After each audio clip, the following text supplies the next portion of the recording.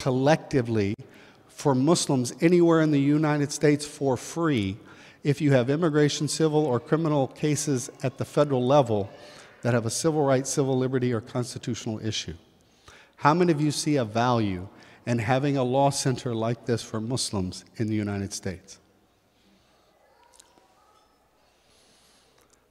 A few of you. Let me share with you how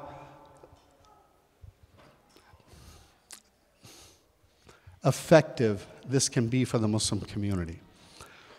I'll share with you just this year 2 cases so you'll get an idea. The type of cases that the Law Center is focused on is,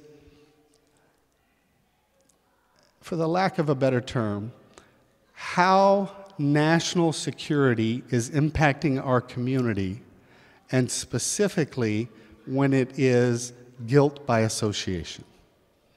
Okay? When I rapidly talked about this at Juma, how many of you, when you're watching TV and you see something bad happen, the first thing that comes to your mind is, oh Allah, please don't let this be a Muslim? Raise your hand. As a first thing, may Allah, hopefully nobody gets hurt, and may it not be a Muslim, or may it not be a Muslim and hopefully nobody got hurt. One of those two come first, right? Why do you have that thought in your head? Why does that come to your mind? Because you know and I know that whatever happens by anybody, or especially a Muslim, is going to have some impact on you and me. Whether it's deserved or not, doesn't matter. It's going to have an impact. And when that impact moves through society, when it actually moves into a courtroom, then it sets a legal precedent of how it can really affect you. Okay? So what happens in court permanently affects you. How it stereotypes you doesn't permanently affect you. So when it becomes real is what happens in a courtroom. So to give you an idea, we have thousands of Muslims who are going through the immigration process who are being dealt with in a stereotypical fashion. And there's called a CART program. And I'm going to go quickly through this because this is not a legal seminar. But immigration goes like this: either approved or denied, approved or denied, approved or denied, approved or denied. Ugh, set it over here. Approved or denied, approved or denied. Ugh, set it over here. Approved. And this over here is called the Controlled Application Review and Resolution Process. This is called the ignore pile. How many of you know somebody going through immigration that's not getting a response? It should be 60 days, 90 days, or 6 months, but it's taken a year, 2 years, 3 years, 4 years, no response. This is called the controlled application. This is the ignore pile. No answer. You're just getting ignored. And this CART program started Bush 1, Clinton, Obama, Trump. It's all the same. Extreme vetting, and it's a way to ignore people you don't want to deal with, right? So you don't do anything. And it's happening everywhere. And then you have to sue the government to get an answer, and then they'll give you an answer, and you can challenge it if you don't like it. Others are getting denied with guilt by association. Well, you are associated with this group or that group, or you attended it, and they're putting reasons in, but they're not technically right, but they're making an assumption about your character based on this.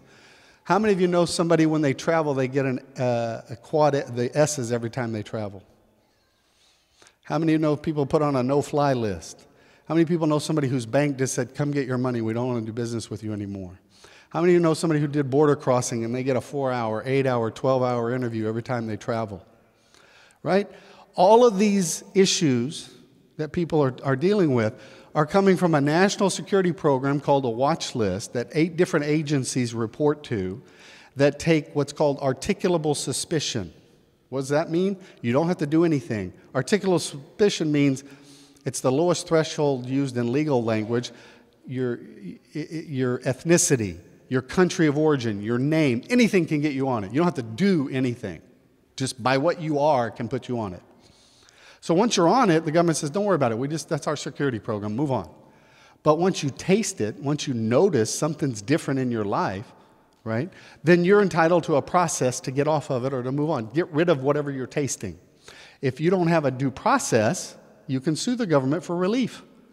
Okay? So all of these issues, that's what we're designed for. This federal litigation law firm is 100% focused on these issues. Let me share with you how this works. We have an executive director for the the American Muslims for Palestine. His name is Osama Abu Irshad. Anybody heard of him? Osama Abu Irshad has been in the U.S. over 12 years. He's very active in the Muslim community. He's got a green card. He's got 2 kids that are U.S. citizens. He travels around the country, does exactly what I do. He fundraises. He talks about Palestinian issues. He's editor for El Mizan magazine. He speaks on Middle Eastern. I mean, he's very active, very nice. He's a big fuzzy teddy bear. But for 12 years, he's never got an answer on his immigration, right? So finally, he sued to get an answer, and he got an answer. And they denied it.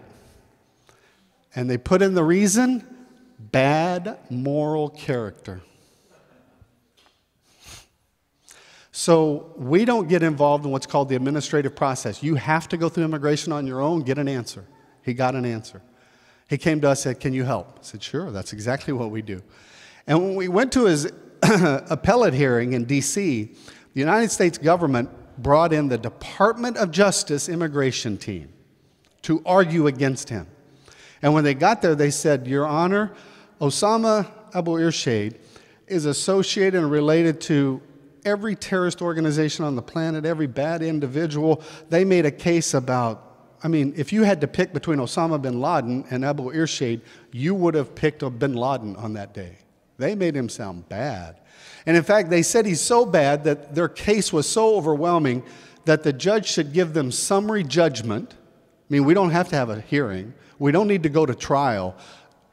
We want you to rule in our favor today before you leave. That's how compelling and adamant they were about their case.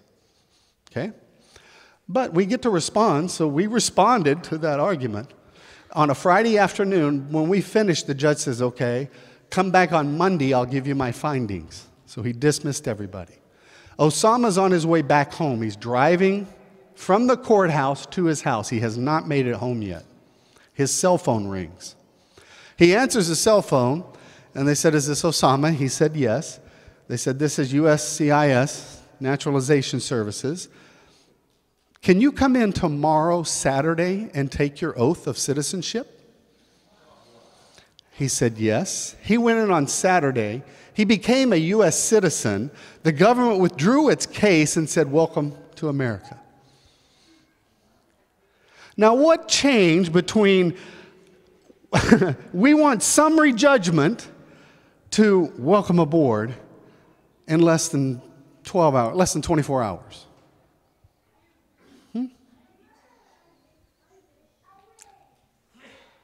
Our lawyers knew more about everything that they said than they did. Charlie knew more about every organization that they taught. He was on the government side on the war on terror when it started. He was the government's lawyer when Al-Qaeda, when al-Nusra, when all of those started. He knows the extra. He's like, they don't have a clue. And he hit every nerve they had. Said, this is discovery. I want to know this. He just destroyed. And when that happens, they're like, we're just playing a game. I don't want to play this with him. Welcome aboard, Osama. Right? A second example, and I'll close with this. How many of you heard of the Muslim Omar Mateen? Omar thought it was a good idea to drive down to Orlando, Florida, find a gay bar, and kill 48 people. Right? You heard about that, right? In the process, he died. 49 people died that day. That was the largest mass shooting in U.S. history when it happened. The United States government decided to do something it has never done in over 200 years after that happened. They decided to prosecute the spouse of a mass shooter, his wife. They said what he did was terrorism. Not all the others, but this was an act of terror. I agree, but so would all the others.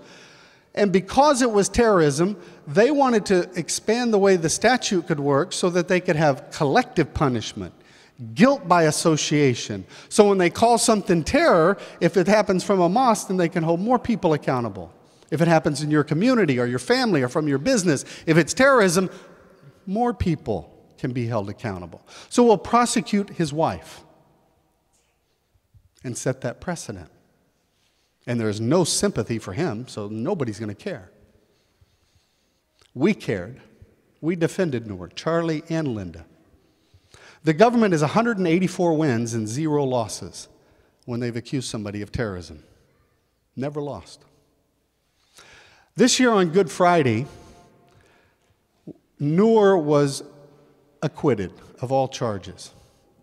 First time they ever lost. And in the process, we proved that the government withheld exculpatory evidence proving Noor was innocent.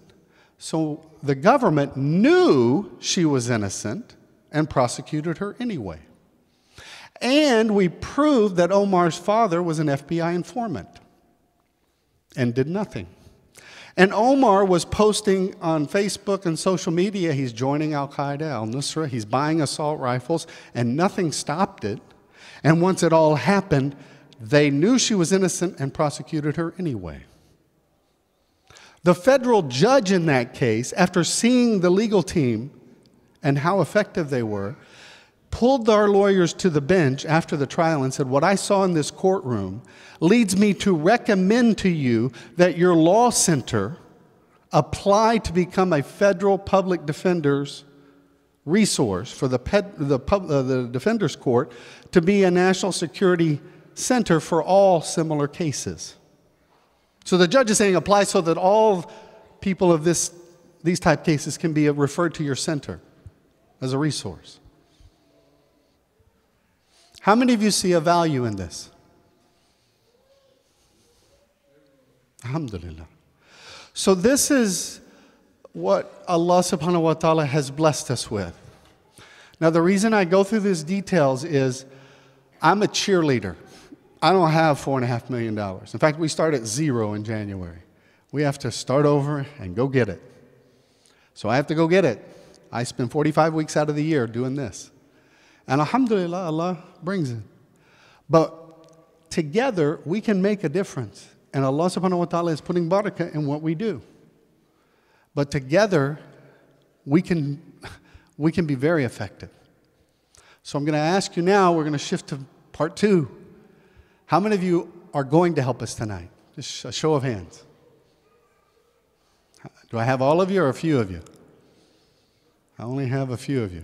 Raise your hand if you're going to help. I didn't say how much, just how many are going to help. Some, a few, or all? Alhamdulillah. You know, it's okay to raise your hand tonight. You know, Allah says don't let the right hand know what the left hand. That is true. But how much did Abu Bakr give in the Battle of Tabuk? Anybody? Everything, right? How much did Omar give? Half. Now, I'm not going to motivate you with that. I'm just going to say, how do we know that? People saw him do it, right? So sometimes it's good to be seen doing it because it motivates us. And what does Allah say? If you do something good, Allah rewards you, and then He multiplies it up to 700 times or more. And if you do something good, not only does He multiply it and reward you, if it motivates somebody to do the similar deed, He gives you that reward, He multiplies it, and He gives you those who you inspire. So when Abu Bakr did something and motivated somebody else to do, and even today when we talk about it, if you do something tonight, you're giving ajr to Abu Bakr and Omar. And if you're the first to do something, then you inspire the next person. It's doing it can be a good thing, right? So let's encourage people to do good tonight. How many of you know the difference between a rhinoceros and a lawyer? What's the difference? Anybody? What's the difference between a rhinoceros and a lawyer? No, lawyers charge more.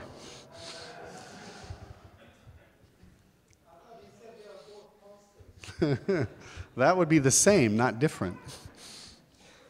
What do lawyers charge? Anybody? How much? $600 an hour. Anybody else? How much? 200, 1,000. There's no rules, right? So you have 1.2 million lawyers. They can charge whatever they want. It's whatever people will pay or what they can command. But if you do an average, 1.2 million lawyers nationwide, whether they're court-appointed public defender, CJA, or private attorney, the national average is $250 for 1 hour. Okay, so $250 is an average attorney doing an average hours of work. So tonight, I want to see how many hours of legal justice we can raise based on the national average. So how many hours can you support based on 250? So tonight we want to raise as many hours as we can. Okay? So I'm going to ask you to sponsor hours like an orphan based on 250 per hour. And I want to see if we have somebody here tonight because alhamdulillah, this is a blessed community, a beautiful masjid. I heard that it was paid off 2 years ago. Takbir. So may Allah bless you, and may Allah continue to bless this community to grow and thrive and be as active as you are. And I want to see if we have someone tonight that will sponsor 100 hours of legal justice. Now get out your calculator. How much is that? How much is that? It's 25,000, definitely. So 100 hours is 25,000. And I want somebody to do it that can, maybe it's a doctor, engineer, a business person, or a student, or maybe it's somebody that doesn't have a job yet. And I want you to say, I want to do 100 hours of legal justice. Because what I want you to do is to make the commitment, and then you decide how you want to fulfill that. I'm not telling you how. I want you to write the check tonight for $25,000 if you can, or do, $2,000 a month for a year, or $1,000 a month for 2 years, or $500 a month for 4 years, or $250 a month for 8 years. Or if you're a young student, I'll do 1 hour a year for the next 100 years. Oh Allah, may I live long enough to fulfill my pledge. Right? So the idea is you can all do this. In fact, everybody here could do it. But it's whether you want to, whether you believe in it, whether you want to connect with this. And I want you to connect. I want all of us to be together. I want us to be able to move forward. And I want it to be something that we're proud of, that we're building, and that we can all make that difference. So tonight, the first person that says, I want to do this, will be the one that encourages the next and the next and the next, and gets the ajr for all those that are inspired. Who will be that person? Who will be the first person to say, I'll pledge the 100 hours, I'll do it my way, but I want to be the person tonight to encourage our community to do its best. MashaAllah. Takbir. May Allah bless you. May Allah protect you. May Allah give you the best in this life and the hereafter. Everybody say Ameen. MashaAllah. May the sister be raised to the highest level of Jannah tonight and encourage the rest of us to live up to that. Thank you, sister. Do we have another one tonight? Do we have a brother who will give the ajr to the sister that she deserves? 100 hours. We have two. MashaAllah, takbir. May Allah bless both of you. Now you're doing them individually because I know one already told me that. May Allah bless you. May Allah protect you. May Allah give you the best in this life and the hereafter. Everybody say Ameen. So now we have two brothers and one sister. Do I have another sister tonight who says they will pledge 100 hours? Now this boy is trying to send his mom to Jannah, but I have to get mom's she has to say, yes, I want to go. Well, that's kind of different, so you got to decide, does that mean you want to donate right now? He's excited. I'll let you think about it. Is there a sister that wants to do 100 hours? Wallahi. MashaAllah, takbir. May Allah bless you, sister. May Allah protect you. May Allah give you the best in this life and the hereafter. Everybody say Ameen. Alhamdulillah. We have two sisters and two brothers. Another brother. Wallahi. I would love for all of you to do this. And let me tell you something. How many of you believe in Allah? Raise your hand. Okay, hold on. How many of you trust Allah? Raise your hand. How many of you know the difference between those two words? What's the difference? Huh. Yeah. I want to do this very quickly because I'm saving, honestly, you're going to love this program. But, huh? You're on to it. But I love telling this. So when you leave tonight, you forget all the rest of this, but you won't forget this because this is so cool. And I heard this. I didn't make it up. But it's so cool. So, you know, when Allah says in the Quran, "O you who believe," believe, right? Allah subhanahu wa ta'ala is addressing you as a believer. So that means He's accepting your Islam. He's calling you a Muslim. "O you who believe," right? Then He says believe. What does that mean? He accepts it. He calls you a believer. Then He says believe. What's the difference? So He's saying you believe. Now He says trust me. So what's the difference? Here's the difference. Pretend that I am a professional tightrope walker. I'm not, but pretend. And I'm the best in the world. Never been anybody better than me. And I want to show you how good I am. Tightrope means you can balance on a wire, just in case you didn't know what it meant. So I'm so good, I say, guys, come and see me. I want to show you, tie a wire between the 2 tallest buildings in LA. A wire. And come out, I'm going to walk across that wire with no net, no wire, no cord, no parachute. I'm just going to walk across. So come watch. And no, you don't know who I am, but you're like, for the spectacle, we'll come watch you walk across. So you tie the wire. I'm out at the edge of the building. Everybody's looking way up at me. And it's shaking because I'm in the clouds almost, and it's like this. And so I start to walk. And my foot's kind of wobbly, but I'm shaking. And I get on the wire, and I start walking. And as I'm shaking and walking, and you're watching and oohing and ahhing, and it's another 100 yards before I get across, I make it. And I turn around, and I walk back. And then I do it again. So I do it 3 or 4 times. Now, after you watch me walk across the wire 3 or 4 times, how many of you now believe I could walk across the wire? Right? You see me do it. Now, I tell you, I'm better than that. Watch this. I reach around and I get a bicycle. Now, I take my bike and I balance the tires on the wire. I put my foot on the bike and I start pedaling. And I'm riding my bike now on that wire. And I would turn around and I ride it back. And I do this 2 or 3 times. Now, after you see me ride the bike 3 or 4 times across the wire, do you now believe I can ride a bike across the wire? Raise your hand. You believe me? Okay, I'm better than that. Watch this. I grab me a big old basket. I take my basket and I tie it onto the handlebars. And then I put my bike back out on the wire. And as it's shaking and I get my balance, put my foot back on the bike, and then I stop. I say, now get in. How many of you will get inside the basket as I ride across the wire? Why will you not get inside my basket? Why? You live only once. True. But why don't you believe I can do it? You saw me do it. Why don't you get in? There's a difference, right? You don't trust me. Because when you trust somebody said it right off the bat. Belief is faith, and trust is an action, right? So you can believe something, but when you trust something, it takes action. So when Allah says, "Oh, you who believe, now trust, act upon it," right? So Allah says you can't decrease wealth with sadaqah. He says enjoin justice. Allah is with those. Everything that we know, we believe it. No question, we do believe it. But do you trust it? Right? So I'm looking for people tonight. We have 1, 2, 3, 4 people who already committed, said they'll do the 100 hours. I want people to trust Allah.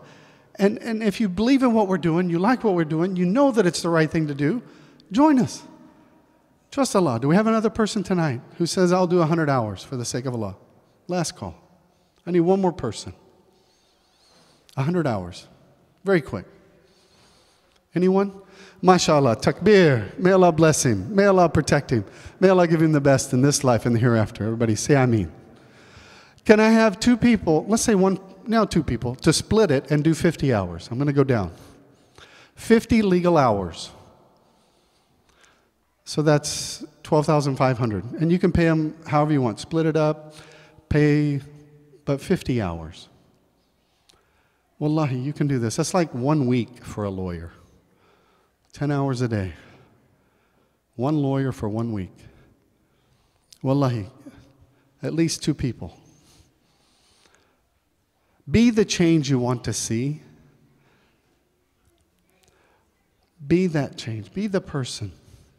Trust Allah. One person, one brother, one sister. Or 40 hours if you like even numbers. 40 hours is 1 week and 10,000. And you can pay it however you want. One person. Anyone? One person. You know, Allah subhanahu wa ta'ala, we talked about this, that Allah wants us to remember Allah. The more we remember Allah, the more Allah remembers us. We want to pray together. We want to fast together. We want to spend time. And the more we do that, the more God conscious we become. Allah loves us. But the Prophet, peace be upon him, said, what does Allah love more than praying itikaf in the masjid, Allah's masjid for 30 days? Is to take one step outside and help anybody in need. In fact, when we help anybody that we're talking about, we're helping ourselves. Because the way the law works in this country, once it, why does Charlie do this? Why does Linda do this? Why does I? They're not even Muslim. Why are these lawyers even care? I'm not paying them what they could earn on their own. Charlie could earn $500 an hour, and he's not even getting paid $250 an hour. That's what the average is. But why do they do this? Why do they even care? They can make more money doing other things. Charlie said the reason he does this is he looks at you and I, Muslims, as the canary in a coal mine. Have you ever heard that? What does that mean? A canary is a little yellow bird. Have you ever heard the expression? What does it mean? Coal miners dig for coal underground, and often there's gas mixed with the coal. If you breathe the gas, it's deadly. If you can't smell the gas, you can't taste the gas. If you breathe too much, you just die. So here you are digging coal, and all of a sudden you're dead. And there's no warning.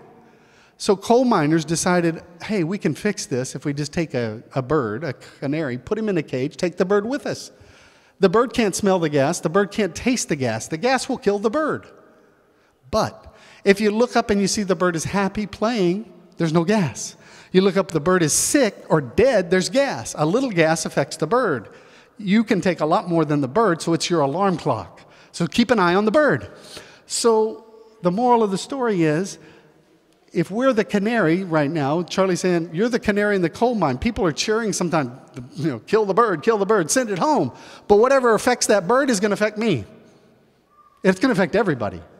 And in this country, that's how the law works. So whatever affects any of us affects all of us.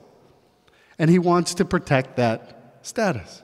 And we have to have that same mentality. Allah teaches us that already. It's part of our religion. But he's practicing our religion because he understands it. Last call. Anybody for 50 hours? I have to move because the best part is already here. Wallahi. 2 more minutes. One person for 50 hours. One Korean. 40 hours or 50 hours? Raise your hand. Be the change you want to see. Be part of this. We need you. You need you. Our community needs you. Anyone? How many of you would do 20 hours? That's a real low number. 2,500. No, it's 5,000. I'm sorry. 5,000. 20 hours. We have only 6 people that have donated. The rest of you need to, please raise your hands. Wallahi. Continue. How many sisters can do 20 hours? You're already in Jannah. Some more people want to go to Jannah. Trust Allah. Be the change. We talk about Abu Hurairah, radiallahu anh, narrates the story of the Jewish woman who's a prostitute by profession, who saw the dog in the desert, who was so thirsty the dog was about to die. Allah puts affection in her heart for the dog, so she takes off her shoes, she dipped it in a well, gave water to the dog. She saved the dog's life. What did Allah subhanahu wa ta'ala do for her? He gave her Jannah. Ar-Rahman, Ar-Rahim, the love, mercy, compassion she showed for a dog, He gave her Jannah. What would Allah do for us if we send the same love, compassion, mercy for ourselves, our community, and a country where He gives us the ability to help ourselves? Wallahi. If we don't do it, we may not allow us to do it tomorrow. You never know. I need your help. Anybody for 20 hours? 5 people to do 20 hours. And you decide how. Anyone. We only have 5 or 6 people who've donated. They donated a lot of hours, but the rest of you, please. Who can donate? Raise your hands. Everybody. Be part of this. Join this. Wallahi. Okay. 10 hours. How many will do 10 hours? At least 10 people. 1. Can I have 10 people do 10 hours? And you decide how you want to fulfill it. But I need at least 10 people. Can I have 10 people? If you aren't already given? Wallahi. 1. Sisters? MashaAllah. 2. 10 hours? Anyone? Anybody? 10 hours? Alhamdulillah. Okay. I'm going to go quickly. 5 hours. That's basically 100 a month for 1 year. Anyone? 1? Alhamdulillah. Anybody else? 2, 3? Alhamdulillah. Anybody else? 5 hours? Alhamdulillah. 4? Alhamdulillah. Anybody else? 5 hours? Anybody else? Alhamdulillah. 5 hours? Anybody else? Okay. 2 hours? That's $500. Anyone? 1? Alhamdulillah. Anybody else? 2 hours? Last call for 1 hour. If you haven't donated, just 1 hour. You decide how. 1 hour? 250? I'm going to close with this. I actually want to tell you guys that the Muslim Legal Fund is launching a national, what we call a volunteer campaign. And it has about 13 different types of ways you can volunteer with us. But one thing that we want to have is what we call mosque representatives. So for every mosque in America, we want at least 1, but up to 4 or 5. For this particular masjid, we like 2 or 3 men, 2 or 3 women, who are our representatives in this masjid, who will give, like every month, we'll give a newsletter or something to give to the community, who, if we send our marketing material, would forward it to the social platforms that are here, keep us up to speed on what's happening in the community. We have like 50 different things that can happen inside this community. If we're not here, maybe set up a table and give out tea and register people for different events. But somebody that is our heartbeat inside the masjid year-round. Is there anybody here that would like to be a volunteer or be our advocate or be our representative in this masjid? And it's kind of just an hour or so a month or whatever. It's consistent, but it's not much work. But you would be somebody that we would associate you as our representative here. Okay, alhamdulillah. I'm going to pass around a sign-up sheet. Now, this is a sign-up sheet for your email. This is not making you the volunteer. But if you want to be the volunteer or a volunteer, or even look at the other 13 types of volunteers we have, either circle the number, and that'll mean you're interested in the volunteer position. Okay? So if you sign up on the sheet, it just says, I want to be on your newsletter. We'll just send you updates about us. But if you circle it, that tells me you're interested in being the volunteer that we talked about. Okay? Thank you. If you made a pledge tonight, on your way out, there's a box on the table, so you can fill out your pledge card, your donations, put it in that black box. I am done. And now you can really enjoy what I call one of the most powerful presentations you'll probably ever hear in Journeys to Islam. Please welcome our guest. I don't think he needs an introduction, but a superstar, Mahmoud Abdul Rauf, NBA, one of the most proficient free throw shooters in the history of the NBA, and a friend, our guest, Mahmoud Abdul Rauf.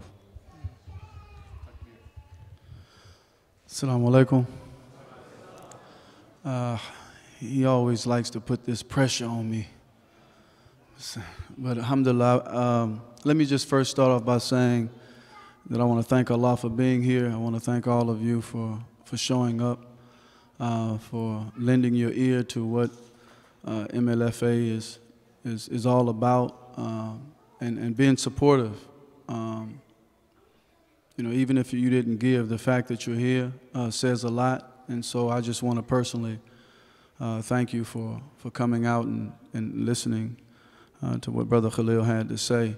For me, this is an honor to be associated with this organization, and inshallah I'll get into it in a minute. I'm going to try not to talk very long. Sometimes I can get long-winded, so I'll try to, you know, read the audience a little bit. But I grew up in Mississippi, and before getting into my story about how I became a Muslim, the reason I say that this is an honor for me, one of the motivators for me for trying to be successful is to be in a position to help people.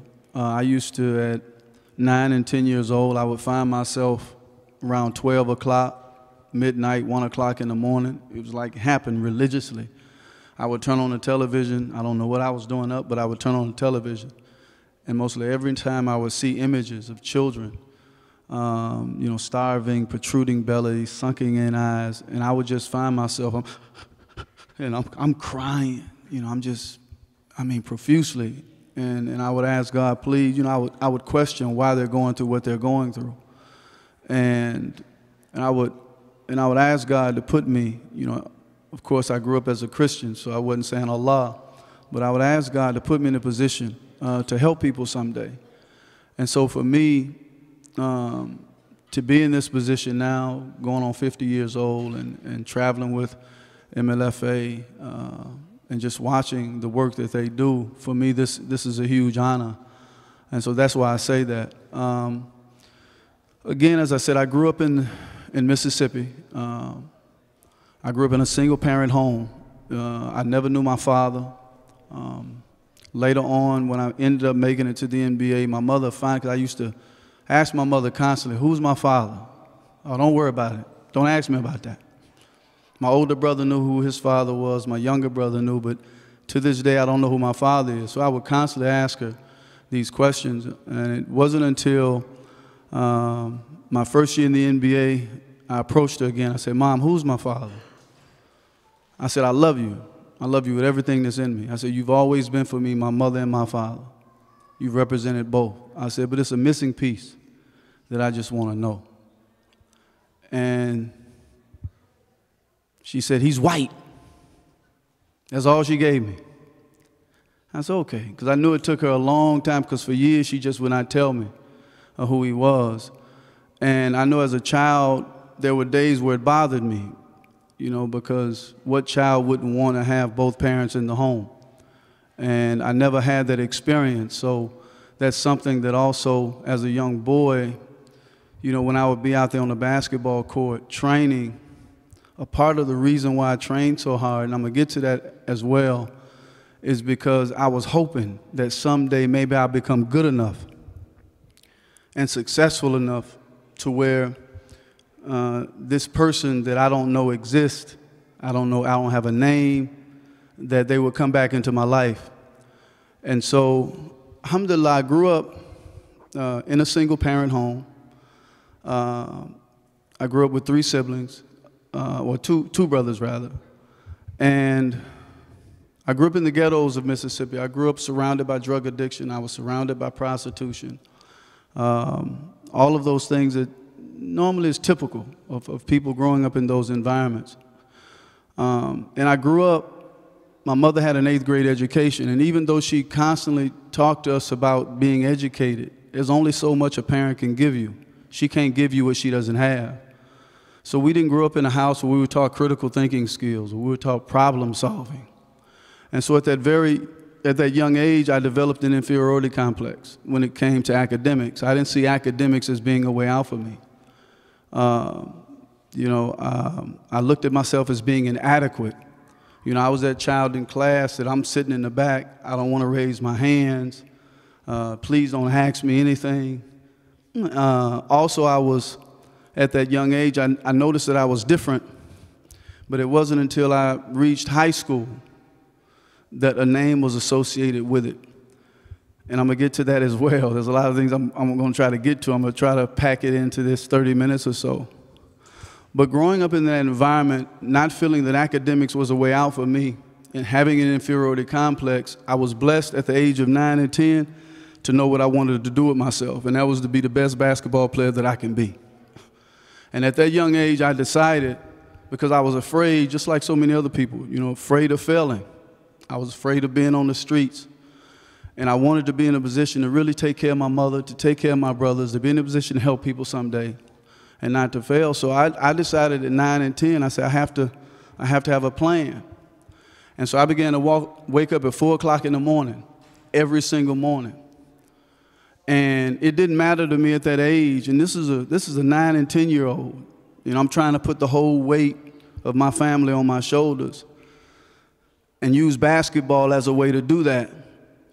Because as I said, I didn't see academics as a way out for me. You know, you hear about, you know, becoming doctors and lawyers and all of those things. Even the doctors and the lawyers that we knew in our neighborhood had homes that looked like ours. And as a child, you know, your image of success is the big homes, the cars, the money, and the images that they show you are entertainers and actors and athletes. You know, and so I didn't see, even in the doctors and lawyers, I didn't see, I want more than that. You know, I want to be in a better position. So that wasn't a motivator for me growing up, looking at those things. And so for me, basketball at 9 and 10 years old, it didn't matter if it was thundering and lightning, and I'm not exaggerating to you. It didn't matter if it was cold. You know, I grew up poor, so I didn't have the nice cotton warm-ups. There were days, literally, we grew up about 4 blocks from the beach, 4 or 5 blocks from the Gulf of Mexico. And I don't know if you've ever been to Chicago. I mean, it's nowhere near as cold as Chicago, but that wind coming off that water in the winter can be brutal. And so you have a 9-year-old with shorts and a T-shirt on. And for years, my mother didn't know that I was waking up at 4 o'clock or being at the court at 5 o'clock. Because I knew if she did, she would probably tell me, don't do it. So she had to be at work at 5, so I would watch, listen to her, get ready. Once she drove off, I'm out. I'm getting dressed and I'm out the door. And they had about 3 basketball courts, but I always favored the one that was closer to the water, about 2 blocks from the Gulf of Mexico.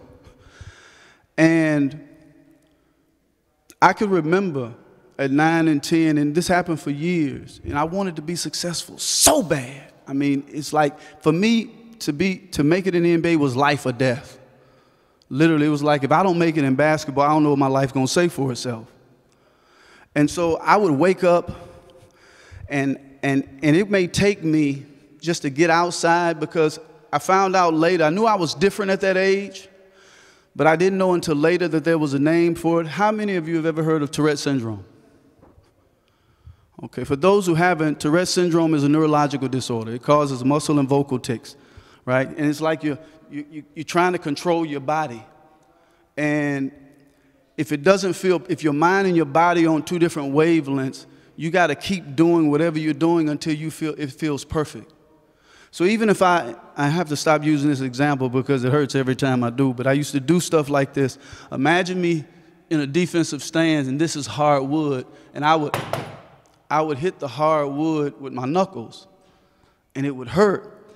But if it didn't feel right, I'd have to keep hitting it until it rolls off my knuckles the way I want it to, until my mind and my body, it feels perfect, or I couldn't continue to go on.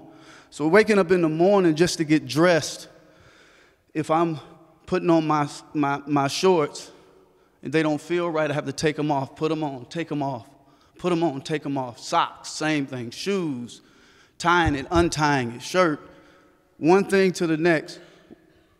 Walking through a room, it don't feel right. You got to walk back through it. opening the door, shutting the door. It may take me 45 minutes just to get outside. So now when I'm finally outside, I'm dribbling. I'm trying to dribble, and I'm making my way to the basketball court. Well, if I'm dribbling and it doesn't come off my hand right, and if it happens about 3 times, if I'm headed this way, I have to back up about 10 steps in the opposite direction. And I have to do that thing over and over again. Whatever I do to the right side, I got to do to the left side. And so I'm doing this on my way to the basketball court.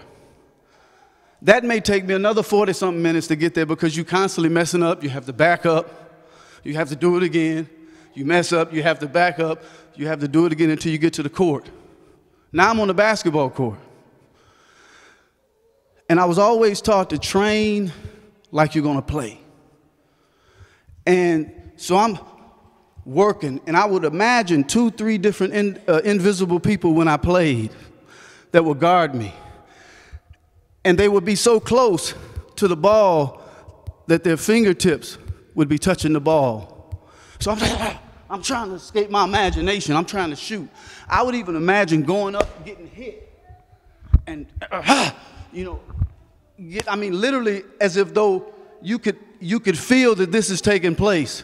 And I would do this day in and day out, and this is what I'm imagining every single day. Because at that age, I realized that, look, if I can escape my imagination and get that shot off, no human being can stay with you like your imagination can. And so I would train like that.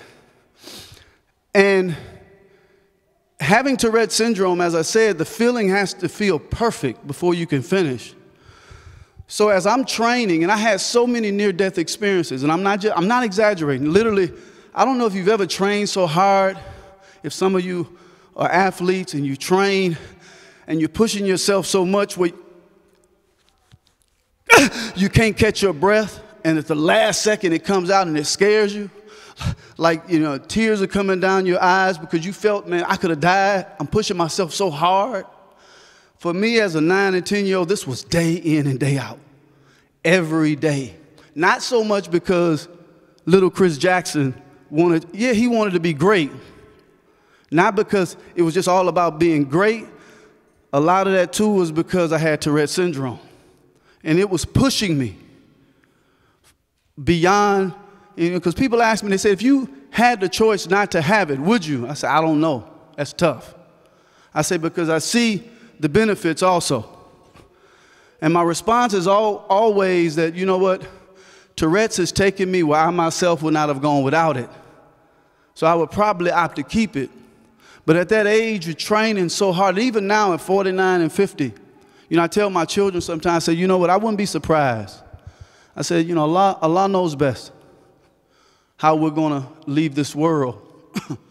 I said, but I wouldn't be surprised if I die training. Because still at 49, I still have Tourette syndrome. And if it doesn't feel right, I got to keep doing it. I still find myself in those moments. But as a child, I'm going through that, and I'm training. And I get to the point where I've spent about an hour and a half, and I can't catch my breath. And I'm saying, I got to find another way. But it's like after that hour and a half, you're ready to go home. But Tourette syndrome steps in the picture. It's like it's another human being. It says, you can't go nowhere until you play me. And this is what I want from you. And this is what it would tell me day in and day out after you just spent an hour and a half and you can't hardly breathe. And now it's telling you, well, you can't go home right now until you satisfy that urge. And it would say you have to make 10 shots. None of these shots can hit rim. All of them have to be all net. You have to do it full speed while you're tired. And the move you're making prior to shooting that shot could have no glitches, or you have to start over. That drill right there may take me another hour and a half, 2 hours. Because I could be, and I can't stop. It goes in, you praying that it don't touch rim. And you could have 9 in a row. That 10th shot hits the rim, and it goes in. You can't retake the 10th shot and say 10. You have to start back at 0. So that drill may take, as I said, another hour and a half to 2 hours. And this was day in and day out. I had to devise a strategy. I said, you know what? If I don't devise another way of getting out of this, I'm going to kill myself. So what I would do, I started to do as a child when I would finally finish that 10th shot, because there were days when I would go off the court and I'm dribbling, I mess up 3 times, I find myself back underneath the court, and your conscience is saying, shoot it. You're like, I don't want to shoot it, because you just did that drill that almost killed you again, and you shoot it, it skims the rim, you have to do that drill twice. So I had to devise a strategy. Once it came out the rim, I took the ball and I slung it towards my house. You know, so finally, when I finally got it, and I'm dribbling, if I mess up and I back up, well, I'm too far from the court to have to shoot it. So I had to improvise, and I had to start doing stuff like that day in and day out. So go ahead, skipping through. I go through that, I'm training. As a young boy, growing up in the ghetto, growing up in a single family, growing up not being educated, being teased about the fact you're not smart, you're just a little dumb jog like all the rest of them, growing up with Tourette's syndrome, all of those things. Having those challenges that you're confronted with, basketball started to open doors for me. I'm going to skip some things because I don't want to take too long. They started opening doors for me. I go through junior high, I go through elementary. I remember in elementary school, there was a game we had, it was like 43 to 46. We lost it, but I had 42 of our 43 points. The game 36 to 42, we lost, and I had all 36. And so word started getting out, who is this little boy doing all of this?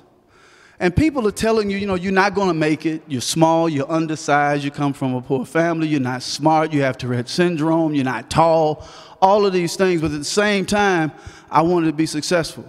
And for me, this was life or death. There was no B or C option. It was only A. If I don't make it, my life is over. So I'm giving everything I have to make this game. So I would take what they would tell me, and I would use it as fuel to drive me. And the more I began to do that, like I said, the elementary, then going to junior high, your name begins to build because of what you're doing. So you begin to get invited to camps. How many of you know Michael Jordan? Ever heard of Michael Jordan? All right. I was going to stop talking if nobody raised their hand, because it would have been no. I was going through in high school, and even as a young boy, I was taught to play against older people because they're going to make you better quicker. So even in the 4th grade, I was playing against high school on the playground. They pushing on you and everything. So when you finally get with your age group, it's easy. Like, man, you can push with these big guys. You have to get your shot off. You have to beat them with the dribble. And so I'm in high school now, and I'm invited to this camp in Princeton, New Jersey, Nike camp. I'm going into the 11th or the 12th grade year. And they had a scout that used to scout, and he had never given anyone a 5. That was the highest score. He was a tough scout. 2 years in a row, he gave me a 5. Well, either going into the 11th grade, I believe, Michael Jordan, it was one of the two, 11th or 12th. Michael Jordan was at one of those camps. And I'm sitting there on the bottom bleacher, and I'm the #1 guard coming out in the nation. And I'm sitting there, and I can remember like yesterday, Michael Jordan was so close I could reach out and touch him. And I can't remember all of what he was saying or any of what he was saying. All I can remember was I'd never seen a body like that in my life, 6'6", just cut up. And the whole time I'm just looking at him, because I'm saying to myself, I'm like, is this the type of body I have to have? Is this who I'm going to be up against? And I'm talking about, he was like from here to here, just cut. And he was black, and he had lotion on. So, you could see it like fibers. And so I'm looking at him, and out of all the people in the stands, he looks at me. I don't know if it was because I'm smaller. He says, come on out here, young fella. I said, okay. I stepped out. He hands me the ball. He said, I want you to come at me with everything you have, and I'm going to try to stop you. I said, okay. I was nervous, and I've always been, even today, I'm nervous before every game. I think it's healthy. Keeps you, it keeps you focused, anticipating, all of that. And so I remember getting the ball. I said, man, this is a great opportunity. This is one of the, and at that time, he was at the height. He was in his prime. And so I remember getting the ball, and I gave him a jab step. And when I gave it to him, I took off. And when I took off with everything. I could have beat Usain Bolt from there to there. And you could hear him. It was that quick from the goal. I didn't go straight up because he's 6'6", he would have had it. So I literally, like if I'm running, dribbling, I kept running through and I just took something off of the shot, made it a little softer, it goes in. The crowd, it was 110 of us invited to that camp, 110 of the best so-called in the nation. They were going crazy. My insides were looking like they looked on the outside. But when people are watching, and even though you do something that's amazing to you, and it's kind of almost unbelievable, you don't want people to see your excitement. So after the shot goes in, they're jumping up and down. I kind of walk off like I do this all the time. But I wasn't cocky. I mean, I was confident, but I wasn't cocky. I wasn't stupid because this is Michael Jordan. You don't want to wake up a sleeping giant, right? And so I'm thinking it's over. He gives me the ball again. Like, uh-oh. So this time I get the ball, and instead of doing the same move, he gives it to me, and I land on both at the same time. I don't establish a pivot. So I'm here, but I'm looking this way. But I go through my legs, and you taught to sell the play, and I can see him in my peripheral. He bit. I crossed him over. I laid him up 2 times in a row. It came out the goal. He asked me for the ball, and he tells me to go sit down. And I can remember, literally, when I sat down, the whole time, the conversation I was having with myself, I'm sitting on that bench. I'm like, man, I just scored on Michael Jordan twice, and it was easy. I said, wait until I tell my boys about this thing. Go believe it. But what it did for me was, for some children nowadays, I train people also. And it's amazing when you see young people play, and they're playing against somebody in college, they're playing against somebody in the pros, and they may have missed 8 shots in a row. They hit you with a move, and they make it. When they make it, they're running out the gym, excited like they're getting ready to go to the NBA next week because I just scored on the NBA basketball player, right? And then sometimes what it does, it causes them to become so cocky and for sure about themselves, they stop working. Like I already made it. I just scored on Michael Jordan. I'm good. I don't have to work out no more. For me, it was the opposite. I said, man, it made me hungry. I'm like, I want this feeling all the time. And so it made me work out even harder than I was working out before. And so I go through my high school, by the grace and mercy of Allah, doing great things. I ended up having to choose a school to go to, and I eventually chose LSU. But I almost didn't make it because I think at that time it was the SAT from where I'm at. I missed it by 1 point. Then after that, I missed it by about 3 points. Then eventually, I ended up, because of my situation with Tourette syndrome, they had someone to come into the room, and they gave me more time to take it so I didn't feel rushed. And I ended up making it by 1 point. So I go to LSU, and I remember when I got there, and a lot of people don't know, there was a journalist that asked me the question. He said, what do you want your career to say for itself when it's all said and done? I said, man, if I can average 13.7 assists for my career, it'd be a decent career. I'm not a LeBron James. I'm a small guy, regular body type, right? So I know I'm going to be playing against guys sometimes 6'3", 6'5", 6'7" in my position, just as fast, just as strong. So I'm trying to be reasonable. But at the same time, my insides, you can't tell everybody your vision because they may not see it like you. They may try to talk you out of it. They may think you're arrogant, but my vision was bigger than 13 points and 7. I said 13.7 assists. Plus, I'm looking at all those other things. And I remember going out my first game, and I had about 13.7 assists. My second game as a freshman, I had 21. Dale Brown stops me at the door. He says, look, we need you to score more. I said, Coach, I'll try. My third game as a freshman, I had 48. Fourth game, I think 36. Fifth game against Florida. National televised game. Laundry list of All-Americans. The top team in the SEC. When the game was over, the assistant coach is shaking me. They want to talk to you outside. You just scored 53 points. I said, oh. Because you don't count, you just play. And so I remember when I was walking out the arena, like walking out the tunnel, as soon as my foot hit, it's like we were in their gym. We beat them, this #1 team in SEC. When I walk out, it seemed like nobody had left the stands. And they gave me a standing ovation. It was unreal.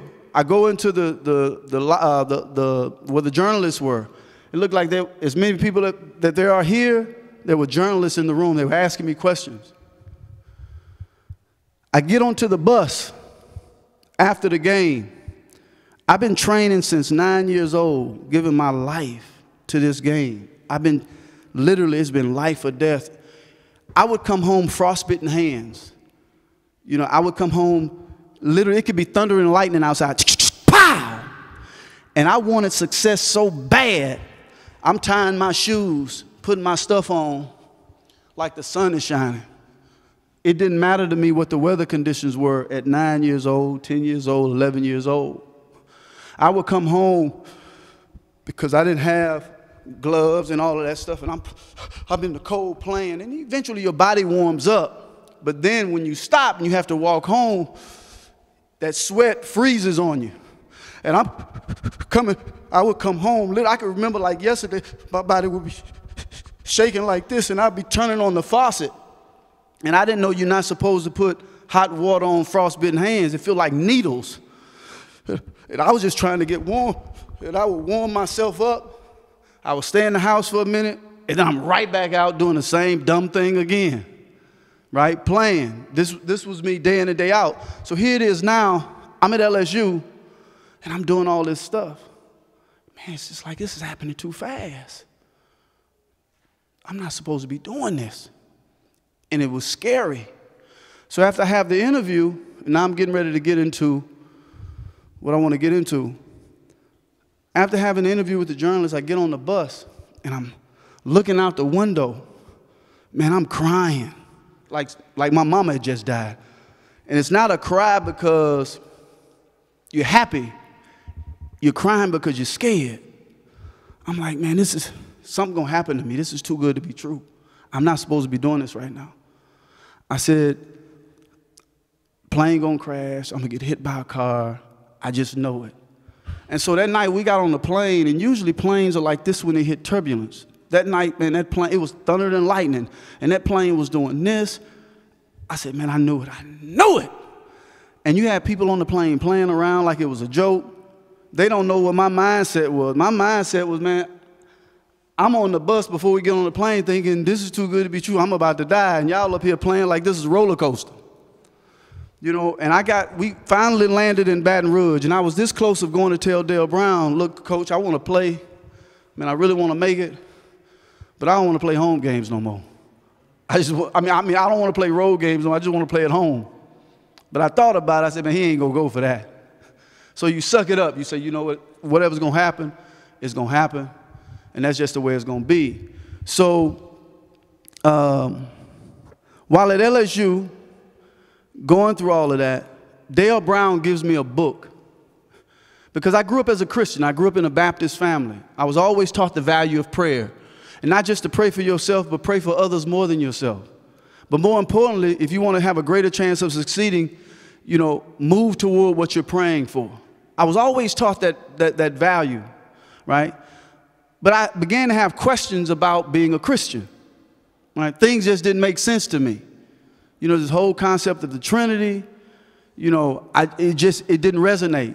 So Dale Brown gives me a book that would change my life forever, and that was the autobiography of Malcolm X.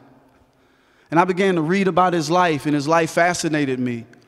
And he had things and qualities, of course, that many of us don't have, but I didn't have. You know, he was intelligent, the way he articulated his issues, the confidence that he had, how he didn't seem to care what people thought, how courageous he was. And I was just, in so many ways, outside of basketball, I was the opposite of that. You know, I was born in '69, so I grew up in the '70s and '80s. And I remember seeing the Ku Klux Klan march on the beach. I remember the relationship that whites and blacks had with each other.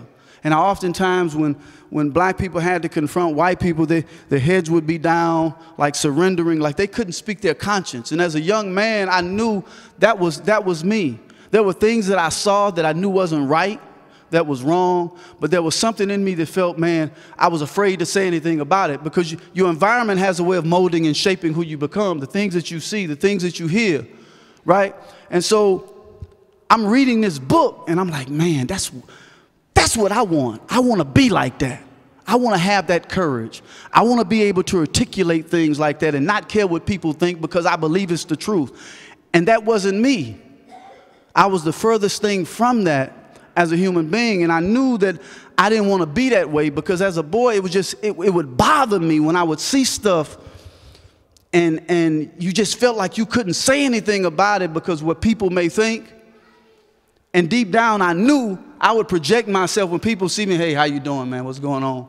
You're presenting yourself like you're this confident person, like you're for sure about yourself. But you know there's a saying that wherever you go, there you are. You can't run from yourself. All right? You can fool people, but you can't fool yourself. So I'm sitting here, and it would just constantly, I'm thankful to Allah that it would constantly bother me as a little boy and growing up, because if it wouldn't, I wouldn't have changed. But it would be hard for me to go to sleep. You know, I mean, something on my mind. I'm like, man, you just failed that test. You had an opportunity to say something and do something, and you didn't do it. So when he gave me that book, man, it just opened my eyes. And what happened, I ended up accepting Islam after my first year in the NBA. I remember going to the masjid because I read the book at LSU in my sophomore year. So I'm drafted to the Denver Nuggets, the first round, third pick, and I'm struggling. A lot of people don't know I'm dealing with these things, you know, having these questions.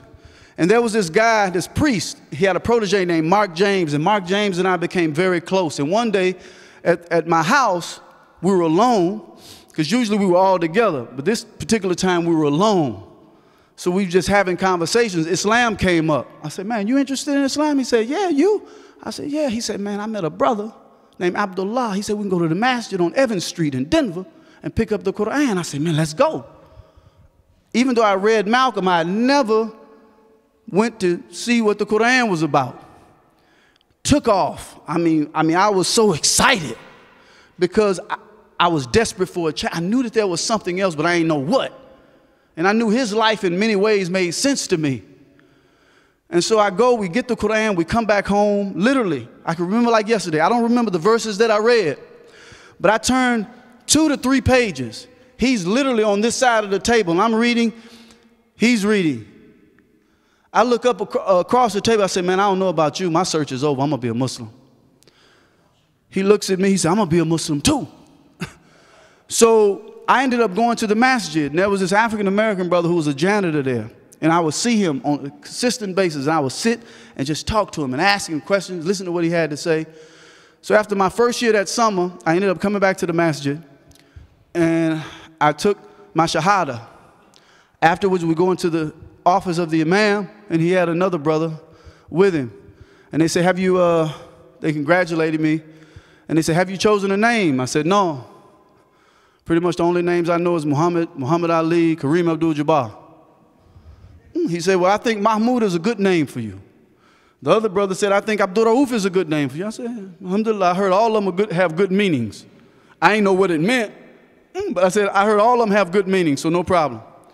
So I'm not good with people's names. I'm good with faces. So in about a week or two, I'm walking and I'm listening and I hear people referring to the imam and the brother in the office, right? They gave me the names. And the name that they gave me, the brother that gave me the name Mahmoud and the brother that gave me the name Abdul Rauf, that was their names. And I got kind of angry. I'm serious, because I'm sitting here, it's like they put the cart before the horse. Like, you know I'm a new Muslim. I don't know names. I'm thinking that you saw something in my character that caused you to say, oh, you're a Mahmoud. Yes, you're Abdul Rauf. But really, you just wanted me to have your name.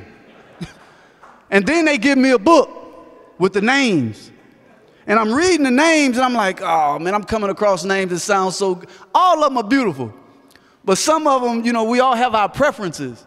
And I'm hearing stuff like Suleiman, Mujahid, striver for truth. I'm like, man, I could have been Mujahid. You know, but it was too late. The community knew me as Mahmoud Abdul Rauf. So I went on ahead and kept it. But the beauty is that once I was in that community, and they know, especially if you're in the limelight, right? You got a little notoriety, and people hear, oh, Mahmoud, hey, dude, he used to be Chris Jackson. He became a Muslim, his name. The beauty with that is, everywhere I went on the road, almost everywhere, if not everywhere I went, and I thank these brothers to this day for that, because, you know, you've been living in the dunya for so long. We all have our our challenges, you know, and the temptations that we have, especially when you've been living a certain way most of your life. And those brothers kept a lot of that away from me. And I would go on the road, and you know how we can be as Muslims. You know, we go into the hotel, and they'll have a table like this in the lobby, and they may have fruit, your per diem money, all of this stuff, your keys to the hotel, so you're getting your stuff, and you're going up to the room. And mostly every time I went to a hotel, you would hear this somewhere coming out of the corner. Assalamu alaikum, ah! Hey, assalamu alaikum, brother, how you doing? Somebody found out where I stayed, Muslim found out, and literally almost every hotel I went to, there were a group of brothers that I would sit with. And it became a tradition that if we didn't have to leave after the game, or even nights before the game, we would sit up 2, 3, 4 o'clock in the morning, I'd order room service, and we just talk about issues all night. Politics, religion, you name it. And they'd introduce me to books that I'd never heard before, because now I'm reading. And because as a Muslim, when Ramadan comes, I didn't know that it was highly recommended and not obligatory, right? So I'm thinking I gotta read a part every night. And so I'm not conditioned and trained to do that.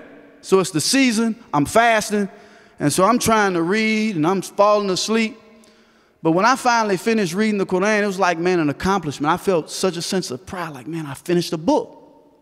Man, I really finished the book. Like the first trip I ever took overseas was to make the Hajj. You know, so after reading, you begin to have conversation. And every city you go to, you meet people. And like I say, they're introducing you books. There was this bookstore in Denver that after every practice, it's called Salam Bookstore. I would find myself at the bookstore. I probably bought everything he had up in there. Muslim brother, Salam books, he had everything. I mean, books on politics, religion, and we would sit and drink tea and talk. And I would just get the books.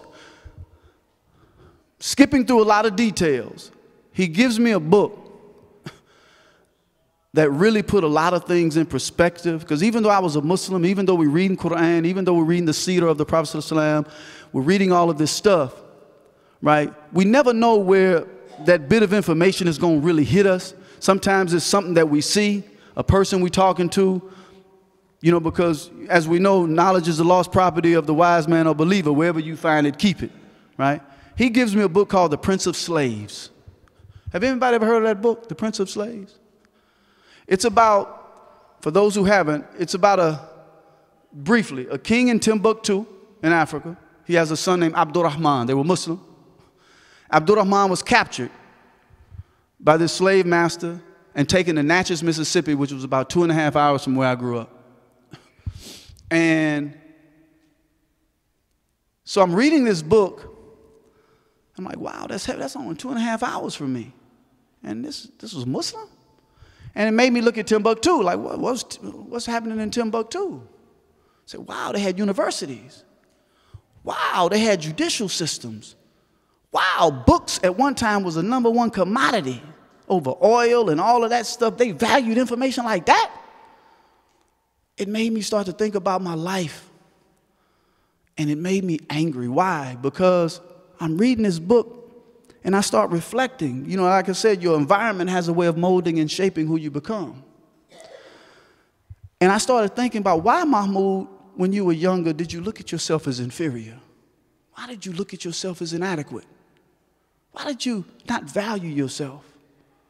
Where was that coming from? Right? So I'm starting to think, you know, about all of these things. I remember as a child, there was a phrase that we would hear constantly. If you white, you all right. If you yellow, you a good fella. If you brown, get down. If you black, get back. The blacker you are, the worse you are. These things constantly drilled in you, right? To not like who you are. Then I start thinking, what were you watching? I don't know if any of you have ever heard of shows called Good Times and Sanford and Son. Good Times is a show. As a child, you watching, they're in the ghetto in Chicago. And you're watching every day. And you're hoping that JJ and James, that they make it out the ghetto. Because if they make it out, you make it out. And boy, you get, oh man, they're about to make it. They're about to make it. And something always happens to kick them right back in the ghetto. And you start analyzing, you know, how seeing that day in and day out makes you feel.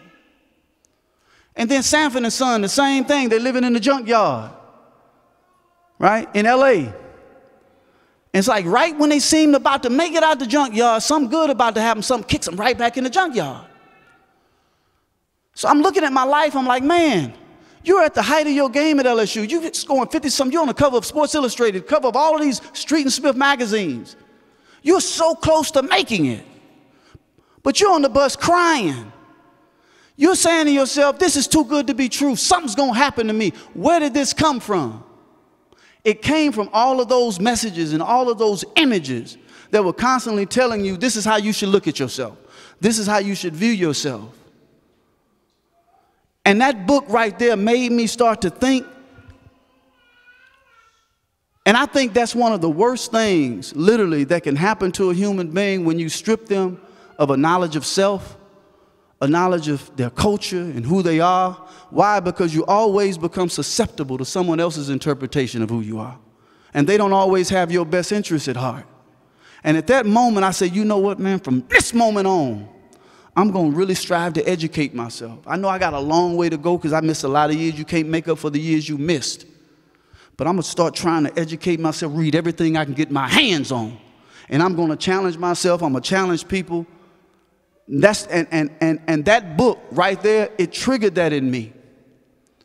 It triggered that.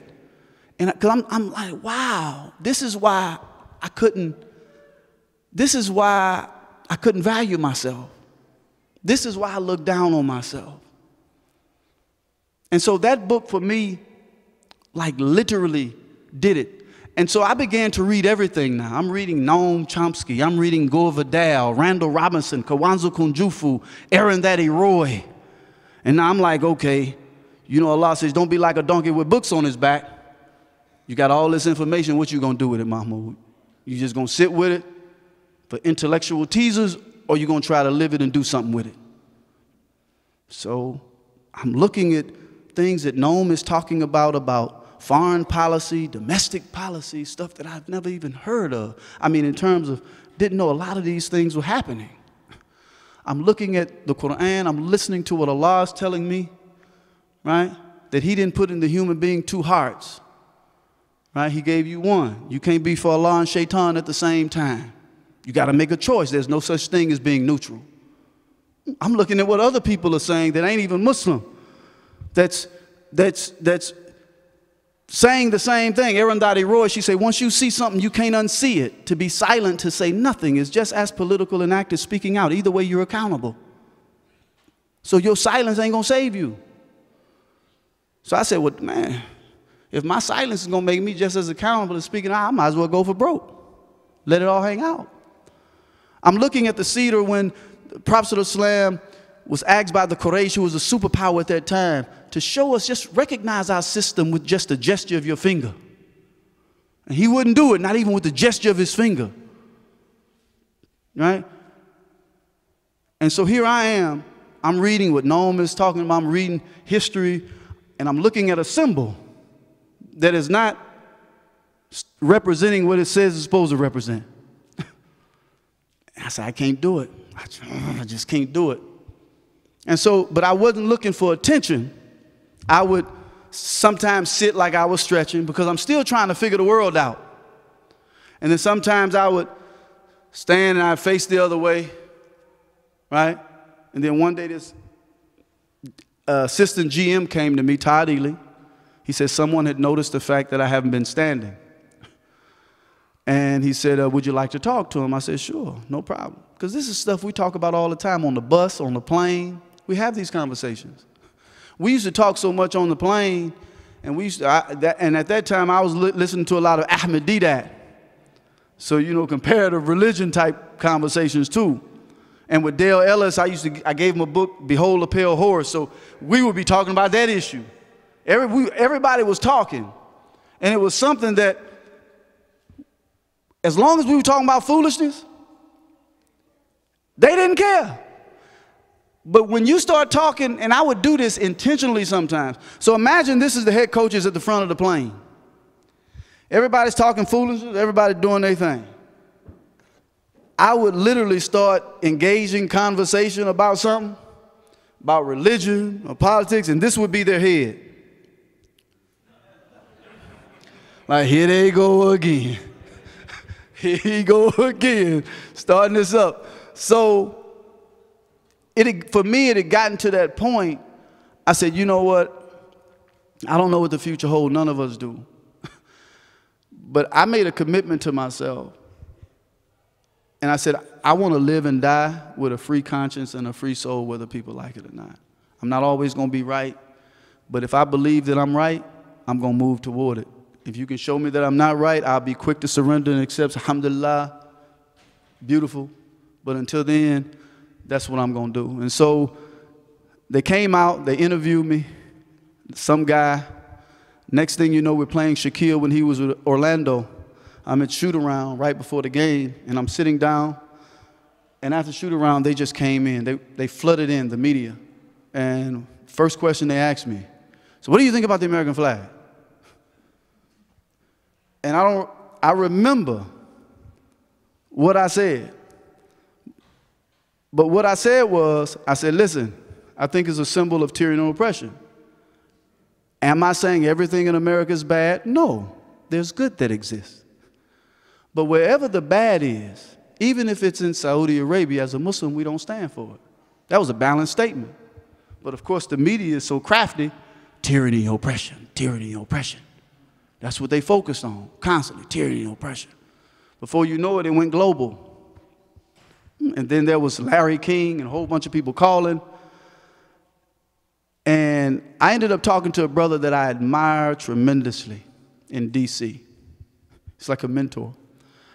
And I told him afterwards, I said, man, I was really upset with you that you told me that. But it was wise. He says, listen, whatever decision you decide to make, alhamdulillah, if you decide to engage and continue not to do it, you're in your right. But he said there was an incident that happened with the Prophet ﷺ when he was sitting with his companions, and he said a Jewish funeral procession was passing by. And he said when it passed by, he stood up. And the companions said, well, Prophet ﷺ, why did you stand up? You know, we're at war, we're fighting. You know, these people, they do this to us. And he says, I'm not standing up for their cause. I'm standing up because Allah gave a life and Allah took a life away. And he says, so if you want it, you can stand, but it not be for the cause that they represent.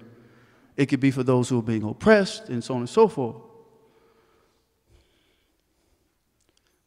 I'm telling you my raw feelings at the time when he told me that. We're on the phone. I'm in the car driving. And when I hear that, I'm like,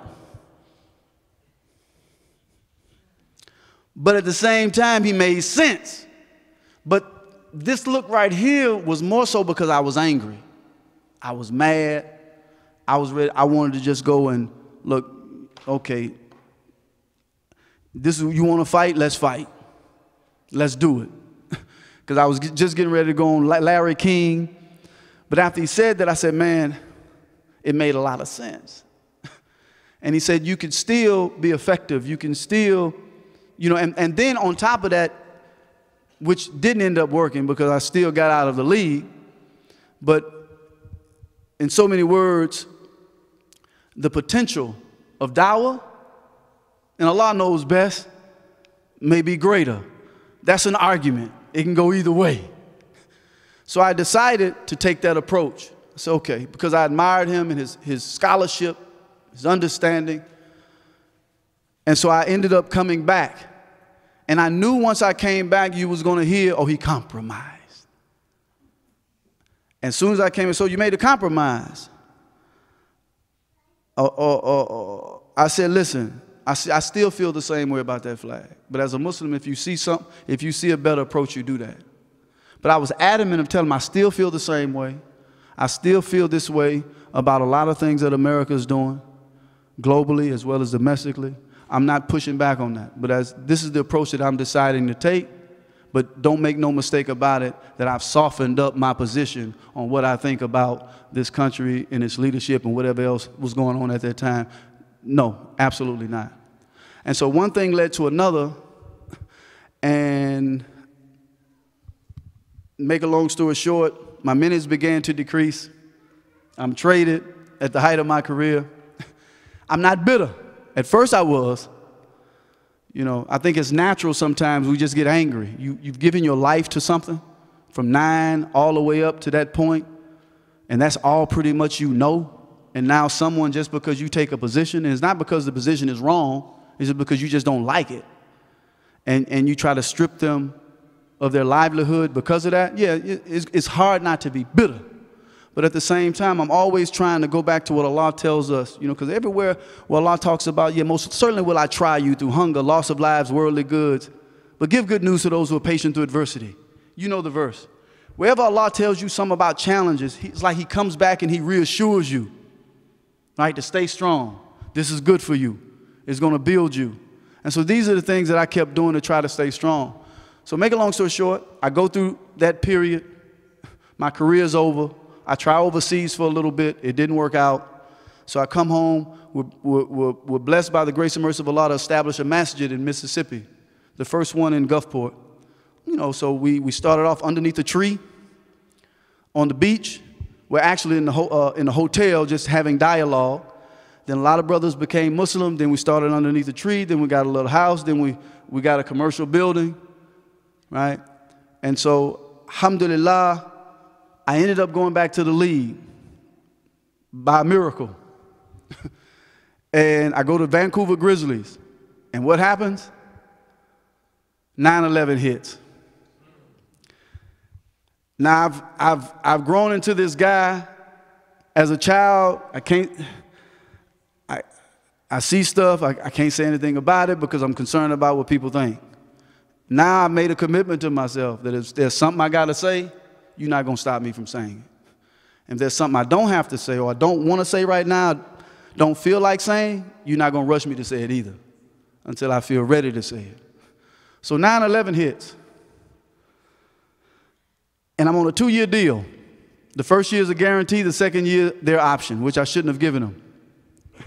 I come out of that first year, they said I was leading the league in scoring points per minute, even though they weren't playing me a lot. Even Jordan, if you average a point per minute, they said I was leading the whole NBA in points per minute, but I can't get on the basketball floor. I'm not going to give you all those details. But when 9/11 hit, the season was over, and I'm going back to the community, the masjid.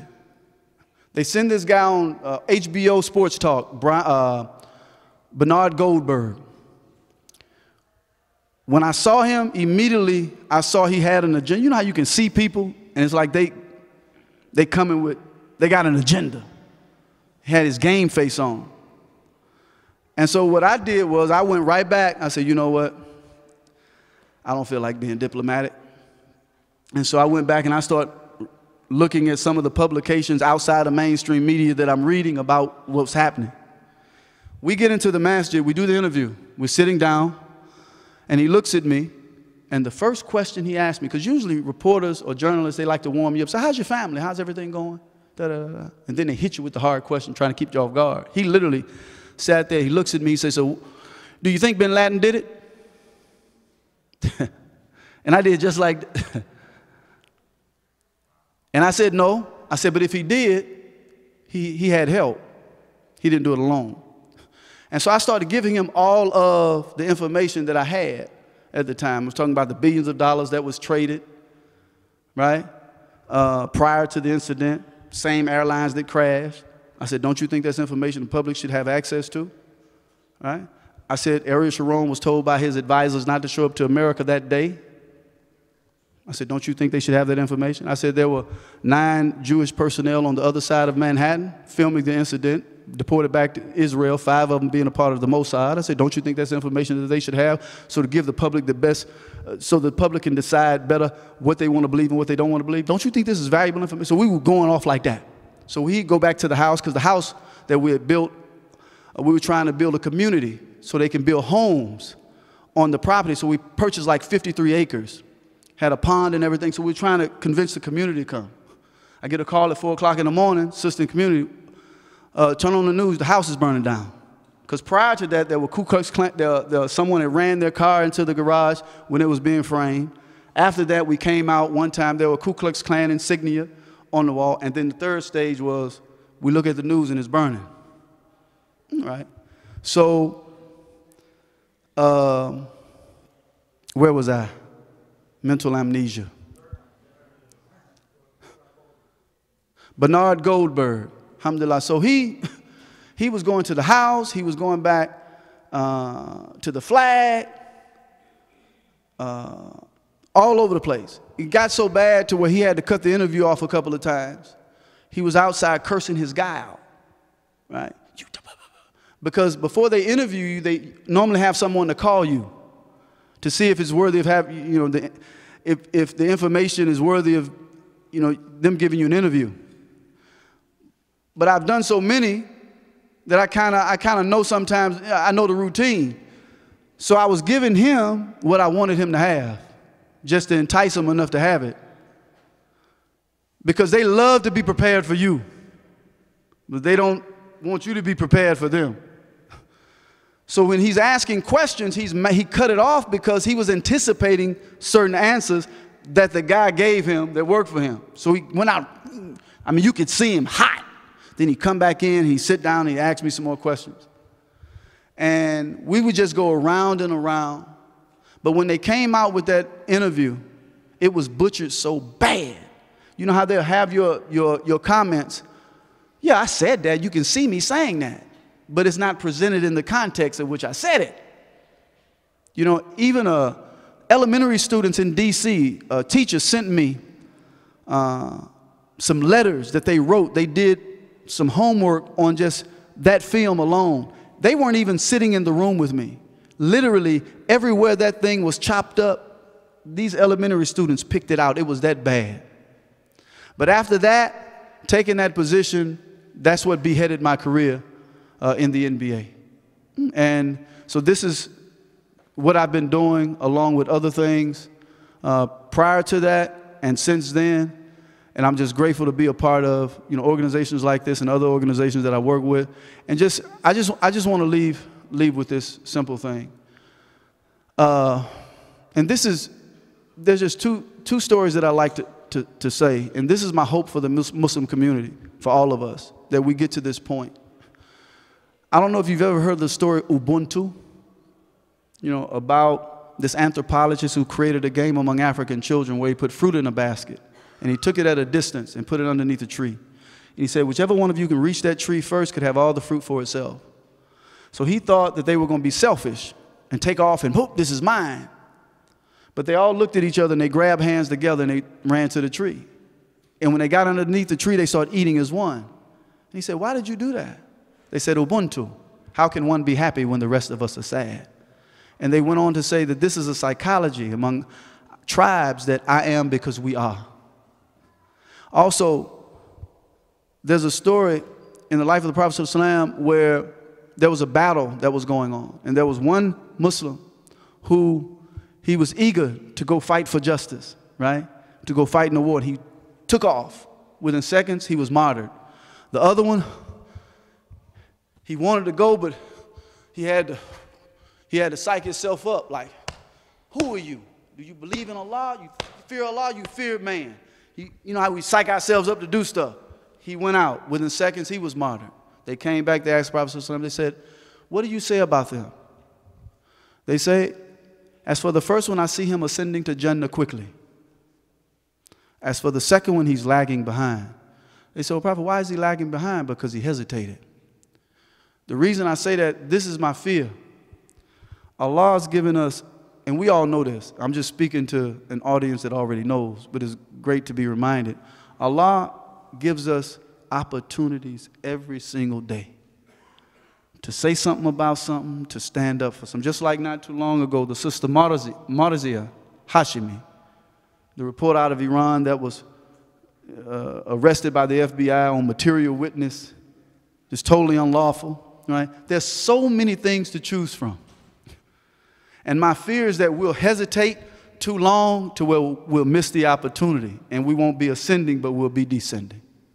So may Allah protect us. Forgive me for skipping a lot of parts, and I was still long, and I didn't mean to be long. But all praise belongs to Allah, and thank you so much for having us. Assalamu alaikum.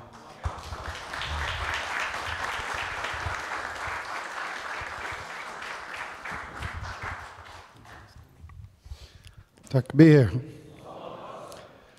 That concludes our program tonight. How many of you are glad you came? Alhamdulillah, so are we. So we'll end tonight by dua. Rabbana atana fid dunya hasana wa fil akhirati hasana wa qina adhaban nar. Oh Allah, we thank you for all the blessings in our lives. We thank you for giving us an opportunity to be together, to share together, to learn together. May we all leave tonight benefiting from the time we've been together. Jazakallah khair. Assalamu alaikum. If you made a pledge tonight, please fill it out before you leave. There's a table out there. And if you want to say salam to Brother Mahmoud, we'll be here for a few minutes on the way out. Jazakallah khair. Assalamu alaikum.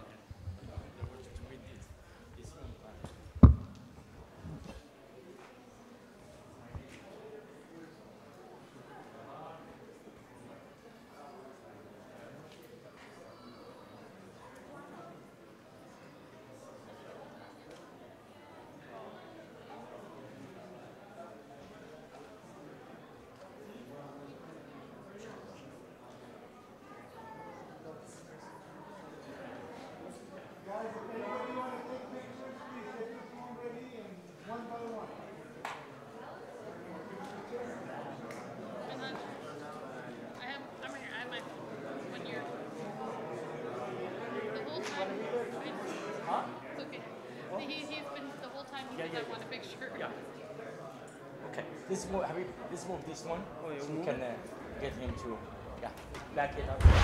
There, yes. Don't worry, I have it.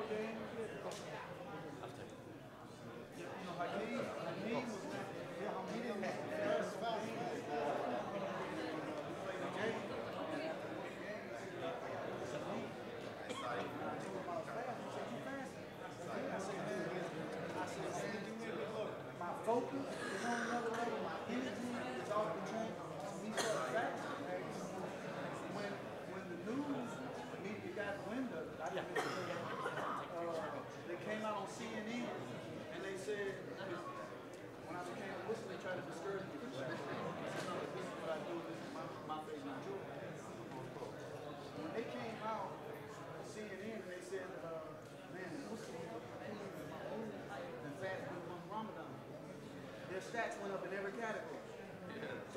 gym. I come to the gym. The trainer comes up to me and said, so when is wrong? Now he wants me to fast because he's staff with me. Oh yeah, we used to pray all the time.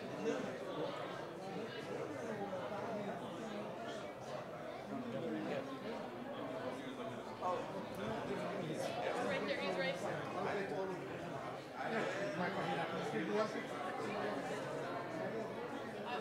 You want to take it? Yes, please. I don't know if my battery's going to last. One single here. Okay.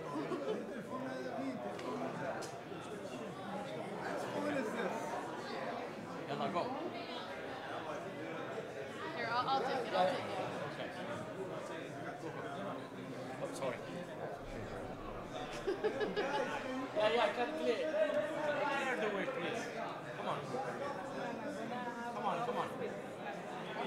Now I have enough. I can send you the picture.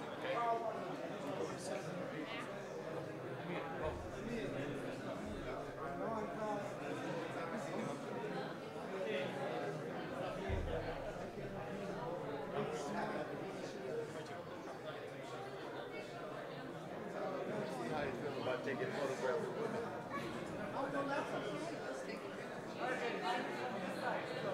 Manhaj, I'm behind you, so when you can get in with the kids, then try to. I know. Huh, Johnny? I'm right here, baby.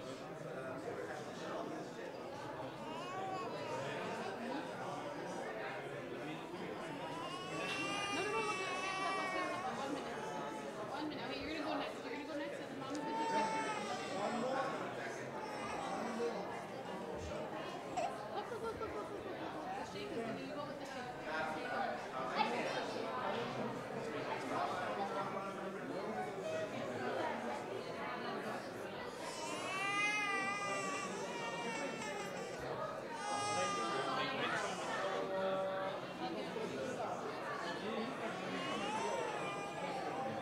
Manhaj, watch his head above.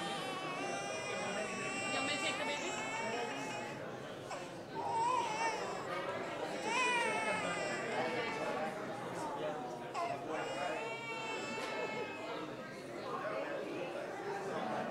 Here, go with the picture.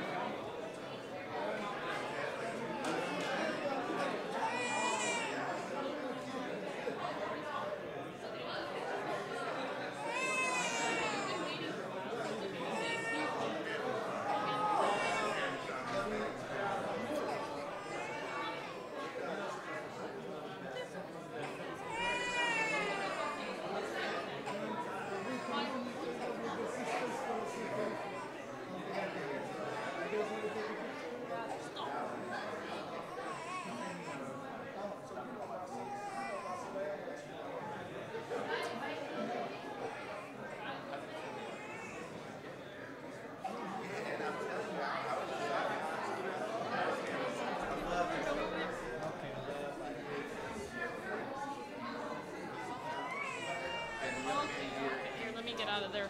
Ghana. He's getting Manhaj tired now. So he said he would have to take a photograph with you.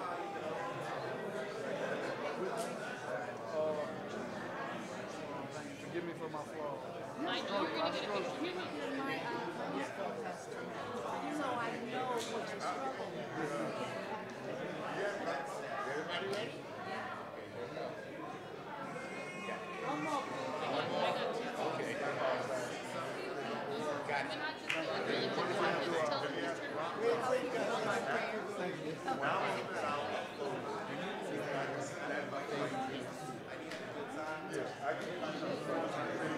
I see. She does housework.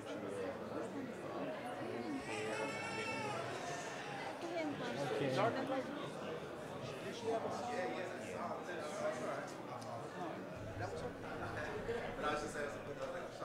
well, anyway. Andrea, you're gonna go. You're gonna go take a picture. Okay, next, you're next. Okay.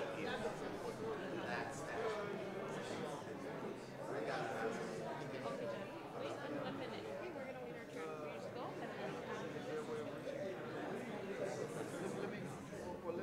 You just go. Here's your camera. Sorry, can you take a picture? Do you desperately wanting to take a picture? And then his dad is right behind you with the baby. Oh, he's gonna hold you, okay? And then with them. Come on, okay, ready? And then ready? Okay, ready? 1, 2, 3. Oh, thank you so much. Appreciate it. Thank you. Yes, go one olive. Can you? I already tell my brother, but yes. Let me take a picture.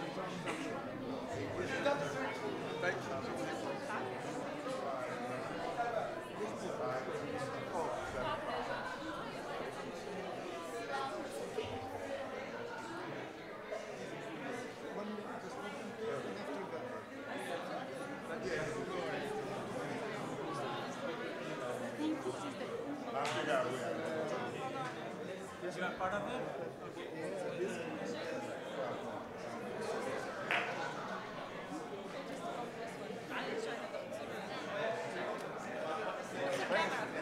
She likes the...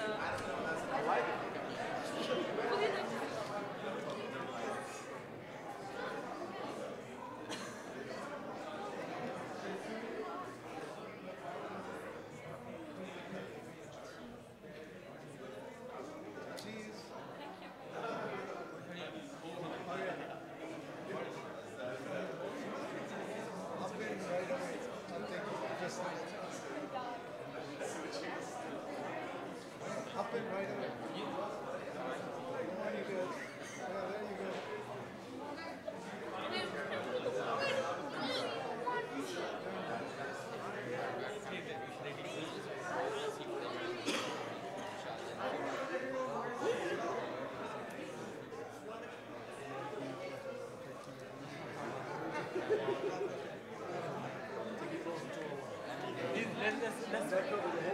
Let's finish this baby.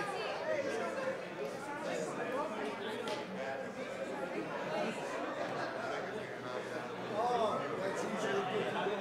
You don't want to take a picture? But you can take this as a kid. Thank you so much. No, she will send you the picture. Thank you. Thank you so much. Take care of yourself, man. It's a pleasure. Absolutely. I'm supposed to know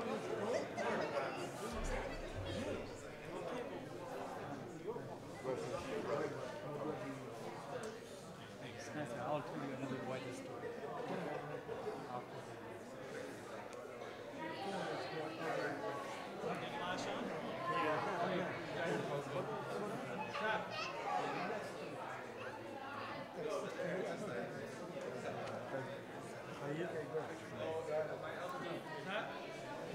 I will give that to her. I'm sure you'll recognize her. They almost done.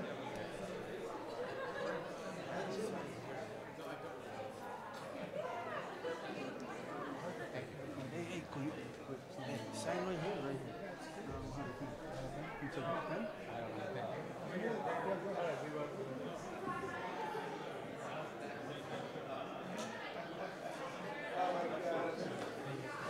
I'll meet you after the picture. Sign right here.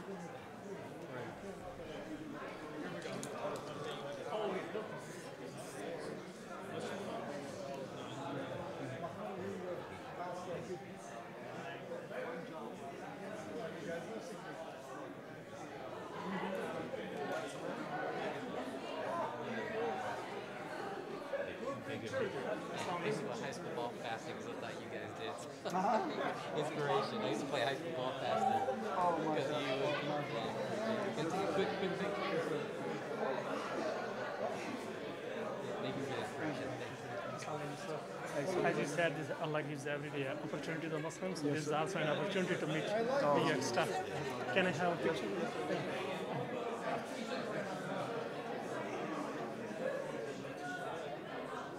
Thank you, sir. Thank you. Thank you very much. Good to see you, bro. Thank you.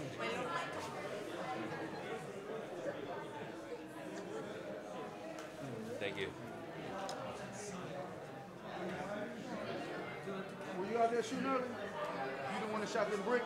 Let me get my nephew.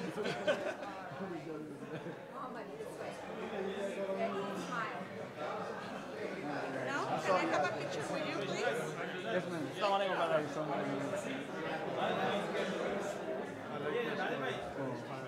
Look at it.